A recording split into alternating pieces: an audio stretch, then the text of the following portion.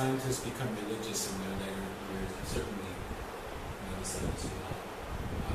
But I have to think that it comes down to maybe like science not being about denying or accepting God, or rather like applying scientific methods to like the investigation questions. And as a scientist or researcher, you're sort of obligated to pretty much implement those laws as well as you can, so that you get published and keep your job, etc. Whereas in our personal lives, we're not really held to those sort of standards. And as you said, religion seems to bring something satisfying to some people. And whether it's in awe of the building, or the clothing that someone wears, or the feeling of being with people who share the same beliefs.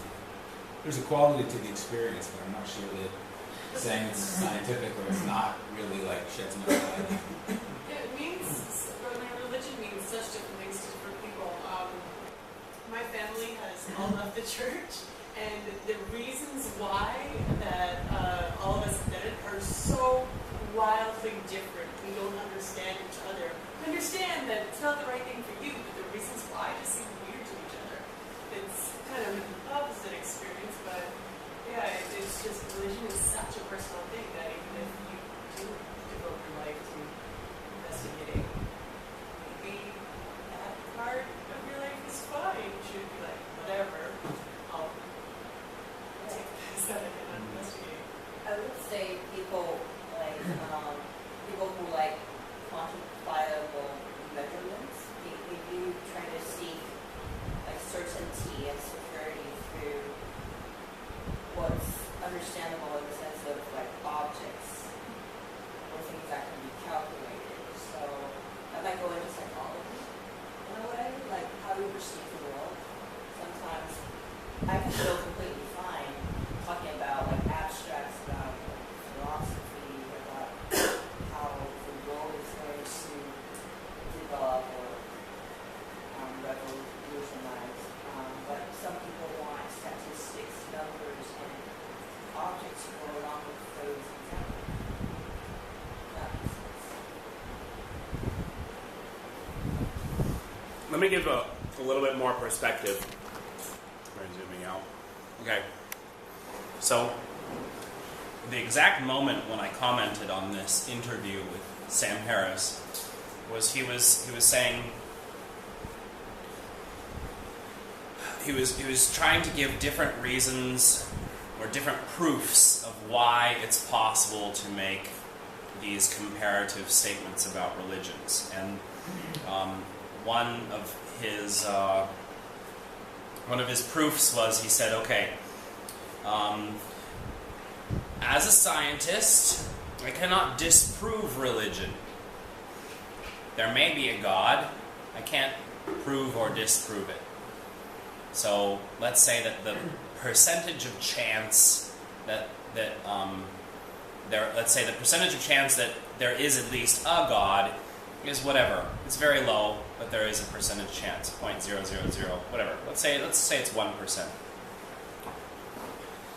Now, let's take two different religions.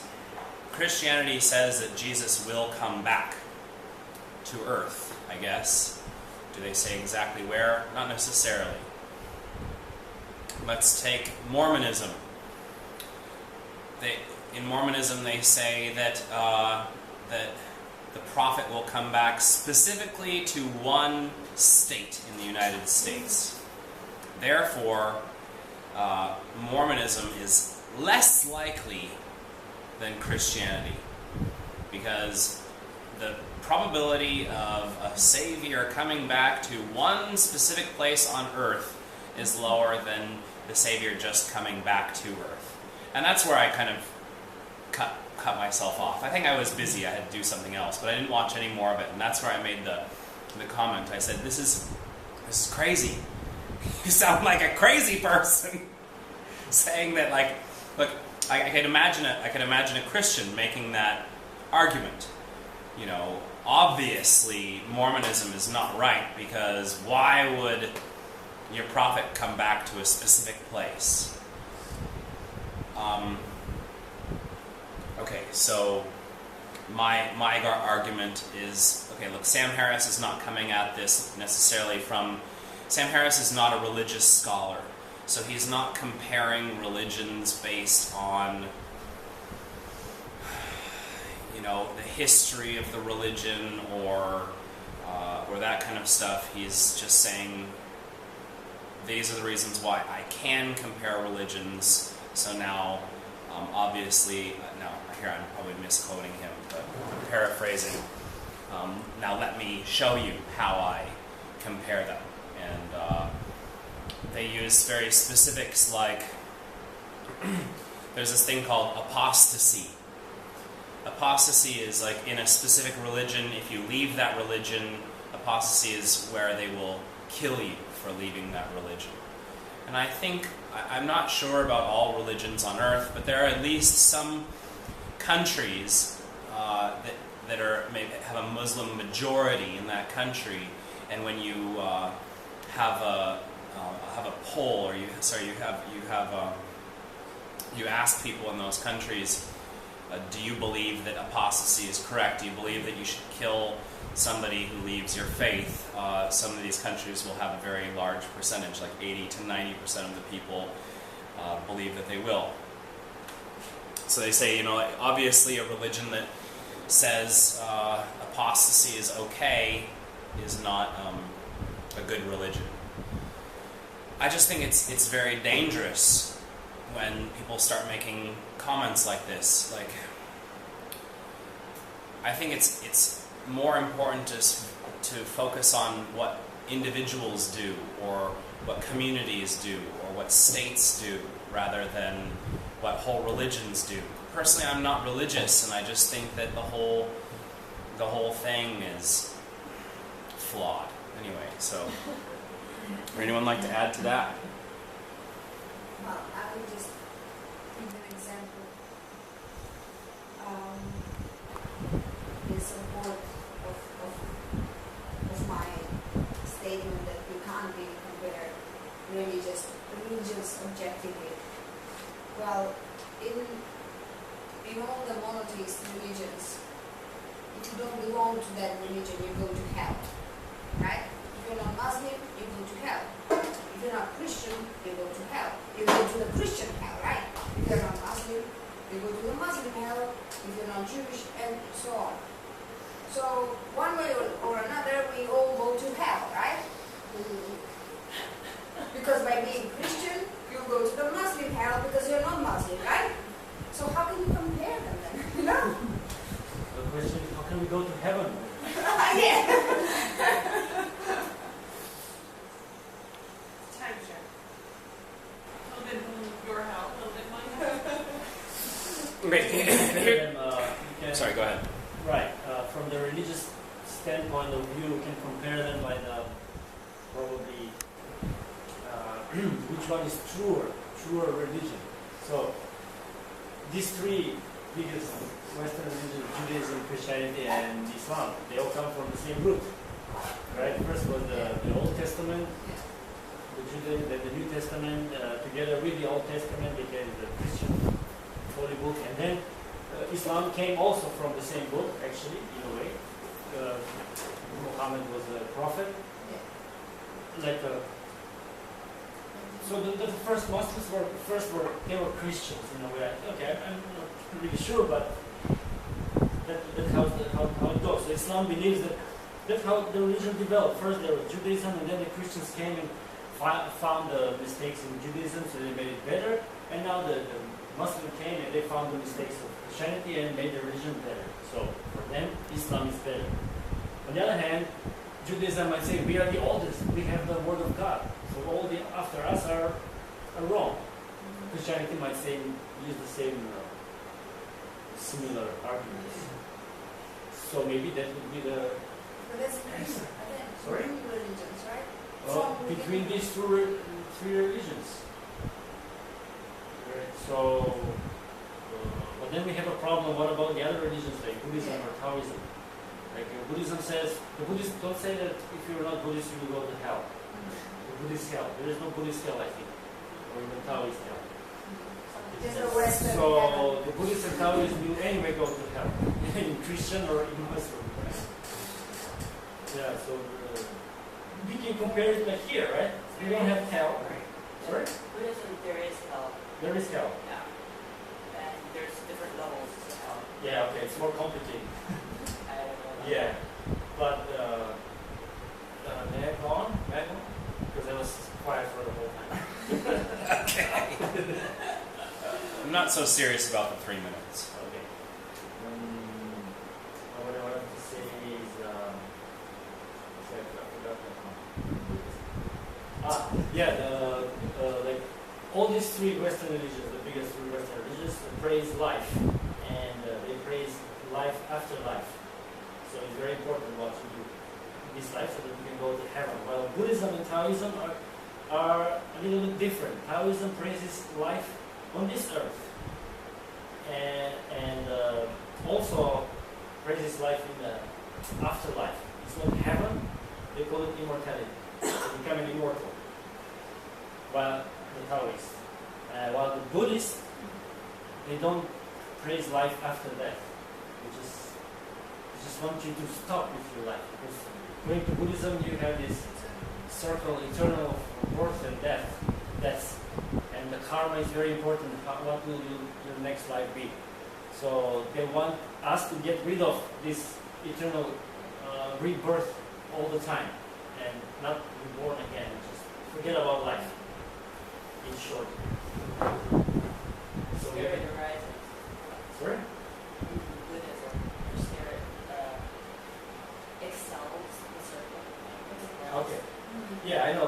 This shouldn't be a history of religion class, but maybe the qualitative difference is here between these Western religions and the Eastern religions. Somewhere here. Yep, go ahead. I want to go back to what you were talking about, Sam Harris, container. Now, I don't know much about Sam Harris, but it seems like being a proclaimed atheist, he's profiting from, is that it's almost a bit of propaganda in terms of he's trying to use science and mathematics as a way of explaining something that puts an order to if you live in Utah or if you live in Israel, that there isn't anything qualitative in that. But because science is the authority at this point, in 2014, that's the best way and most objective way to explain the conflicts that we see and the prosperity that we see. So I think there's two words that Tim, right? I think that Tim said, he says satisfaction and community. I think this key is that, like death and purgatory, it's the unknown. We don't know what to expect. And what religion does is it creates a community that gives us comfort and perhaps satisfaction. And I think if we move from that, then maybe we have a qualitative discussion. See where we can go from there. Go ahead. It goes back to, I think, what you touched upon as well. Like, religious, it has a very local rooted sense, which means community. What does a community mean? What is best for the community? And then there are, of course, different religions, and I think with people we like to compare, but I think the ultimate goal of all religions is that everybody gets to heaven, be it a Christianity heaven or a Muslim heaven or a Jewish heaven or a Buddhism heaven, you go to heaven. That's like the ultimate goal of being human, spiritual. Okay. Well, right. I think in those kinds of things, what Alex was saying, what you guys were saying, it is possible to make these comparative statements. Like when you talk about what is the ultimate goal of this religion as compared to what is the ultimate goal of this religion. One of the things I wanted to mention, like if we ask, are all religions violent? Because I think in the end, I'm kind of, it's all coming back to this thing of violence. Like, I think the big thing in the United States right now is like, Islam is violent. We need to go kill them. And that's the very ironic thing about it. But of course God is on our side, therefore what we are doing is not violent, it's some sort of how justified by our religion. Okay, so let's stick with that. We don't have to, you can say anything you want, but I want you to think about that. Like, are all religions violent? Are some religions more violent than others throughout history? What about now? Are there more or less violent religions?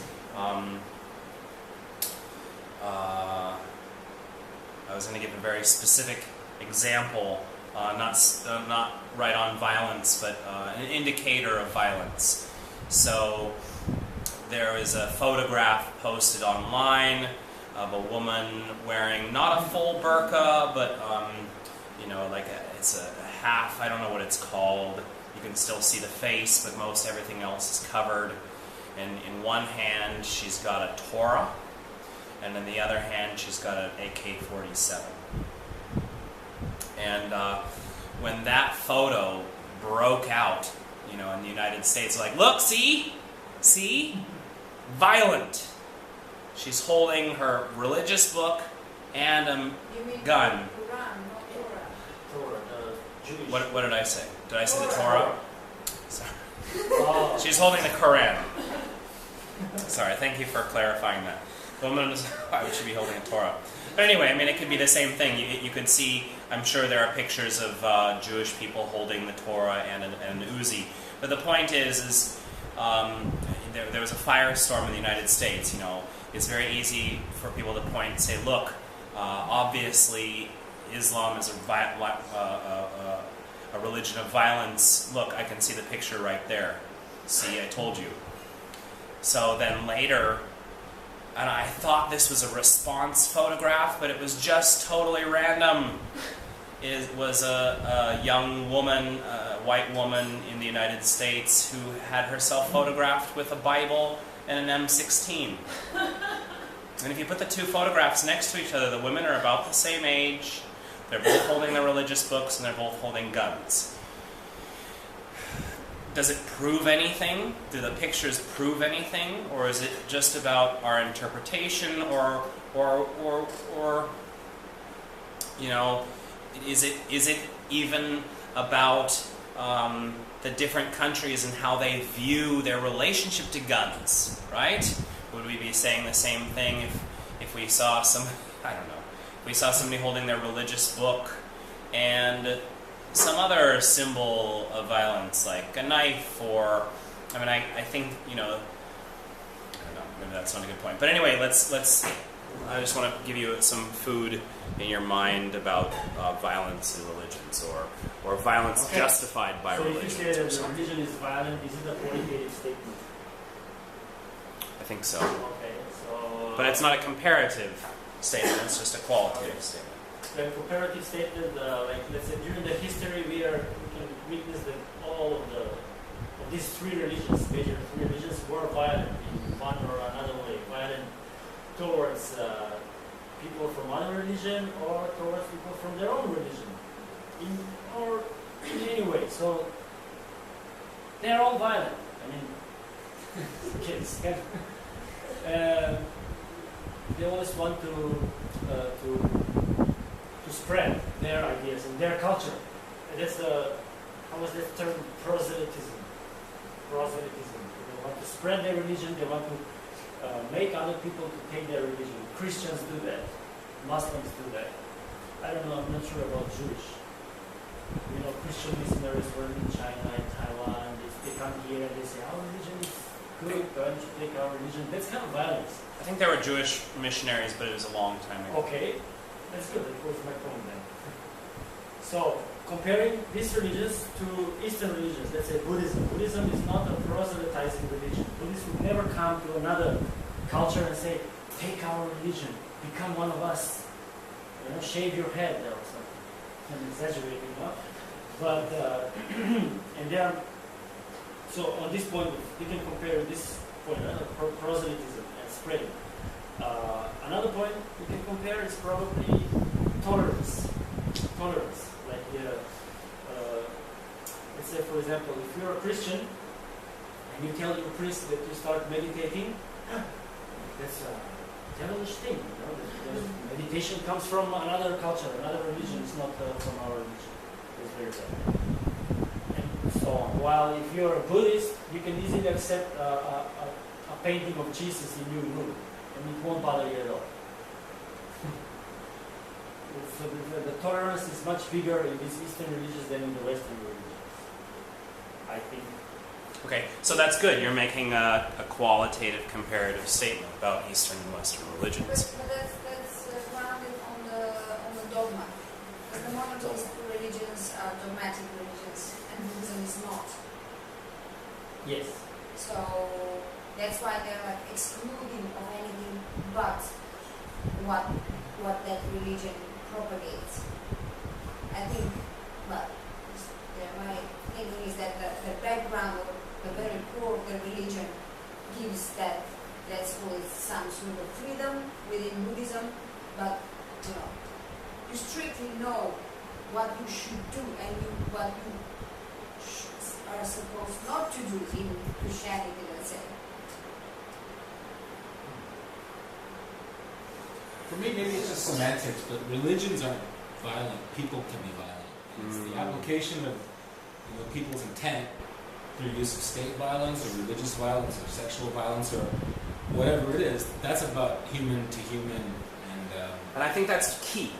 That's very key, because when people start saying like this religion is more violent than that religion, then they're missing the whole point of politics, economics, nationalism, how is the government set up, how do the people view each other, is there a history of war in that country, that kind of thing. Did you want to say something more? I kind of interrupted you, I didn't mean to do that. I was trying to agree with you. Yeah, okay, people are violent, but maybe the doctrines themselves allow them to be violent. Because there is no such a doctrine in Buddhism and Taoism, they cannot be violent toward other people, or other religions, or themselves. Well, if you go out of the doctrine, it makes you have to be violent. Because in these cases, if you give up Islam, then you have to be punished. That's what the doctrine says.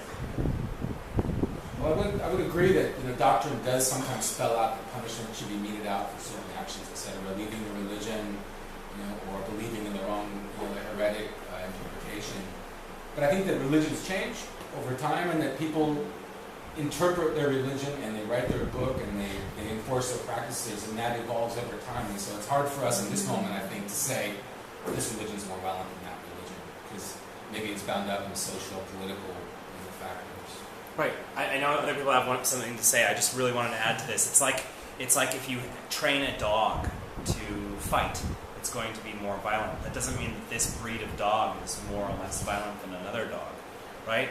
Like, I imagine it like this. I'm the kind of person who is, some people in the United States would call an apologist, an American apologist. I'm from America, but I'm sorry.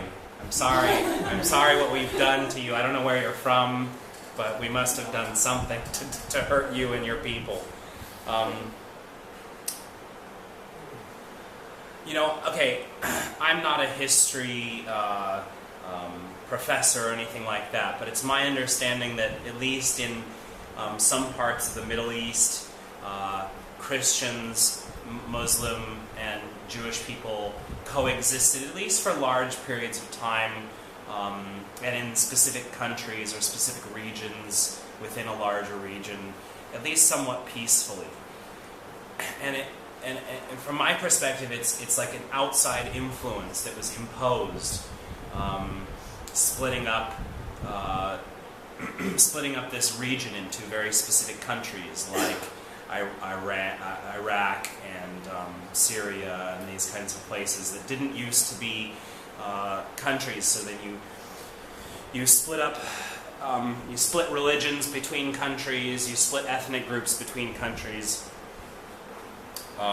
So I would say that I totally agree that it. Now, I also agree with you, Alex, that it's possible for religious doctrine to make violence more or less possible. But I would say that it's the fault of it's outside influence that is creating the atmosphere where violence is more possible. I'm not saying that my statement there is definitive or is absolutely true. This is just the direction I'm coming from. There is an atmosphere in certain countries that has come from a lot of influence, whether it's a drought, not having enough food, or overpopulation in cities, or lack of resources in the cities, or electricity, or education, or whatever it is, or migrants even coming from another country into your country, not migrants, but like refugees, and just a lot of pressures being put on that sort of is going to create an atmosphere of fear and violence. People are afraid for their family, for whatever reason, and then and violence is ultimately what's going to come out of that. All right. Anybody else? It's okay. I can cut this part out. Okay, so Tim. Okay, you mentioned that the religions changed their doctrines in time, and kind of how? Because I don't see the how. Because what does it mean? They have new books, like the Holy Book is always there. It's the same book. How they change their doctrines? We have a new pope. There is a new pope. For example, right? I think people have heard that, and I don't know a whole lot about it. The new pope coming from South America has some very different views to the former German pope, and that there's going to be some changes, and that even from my father's generation in Taiwan, they used to give the mass in Latin, and then it was changed into English. I grew up in a church where they spoke my language. That's a big change. Okay, I meant saying that, yeah. Right, and another example would be, like, if some people make the statement, Islam has always been the most violent religion, or Islam is just based in violence. But as far as my understanding, that at least during, say, the Dark Ages, I don't know if it's the Dark Ages and the Middle Ages in Europe, that actually was it the Ottoman Empire? Okay. Was it the Ottoman Empire? I don't know. I don't either. Oh well, huh? Oh, sorry. Well, anyway, in the Middle Eastern area, there was a height of science, actually, that they were, doing things like astronomy and algebra, and that was before the Ottoman Empire.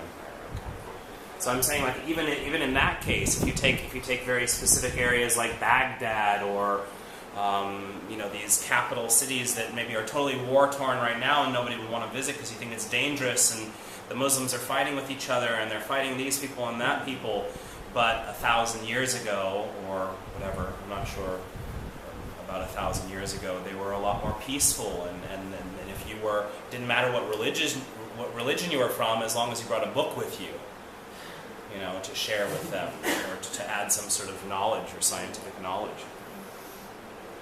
So that goes, I think, to